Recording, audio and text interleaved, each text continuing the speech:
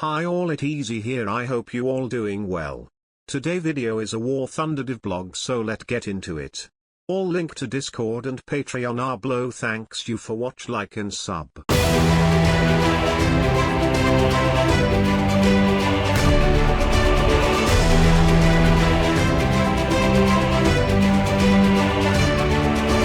USS Roanoke, a no-fly zone. In this blog, we're going to be showing you a unique light cruiser from the Worcester class.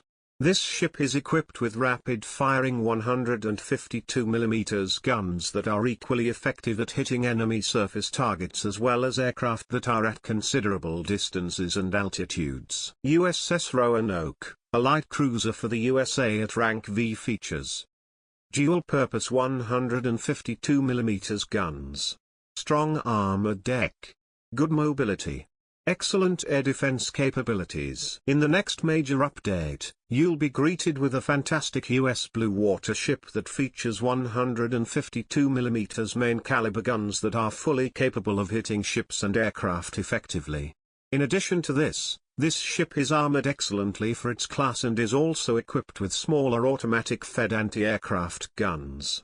Let's take a further look at the details. Did you know?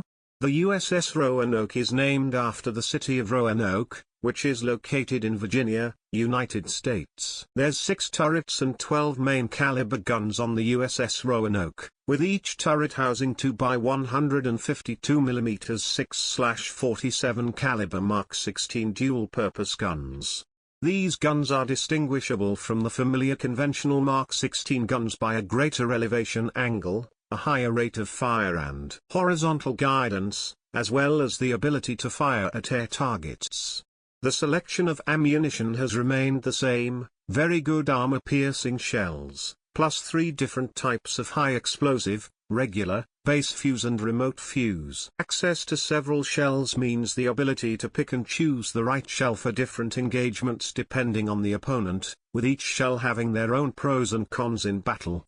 It's also worth noting that in addition to the main guns, extra air and boat defense capability in the form of 76mm guns are mounted in twin and single installations, with a total of 24 guns being present. Interesting, at the stern of Worcester-class ships is an area for seaplanes. However, it was decided to abandon air-mounted capability during the construction process. Later on, helicopters and even the first experimental UAVs were placed on board the ship. When taking a quick glance at the USS Roanoke's profile, there really isn't much of a difference in comparison to other light cruisers. The main 127mm armored belt is located at the waterline, the hull has anti-fragmentation protection, and the front of the turrets are decently armored, up to 165mm, and the control tower, up to 114mm.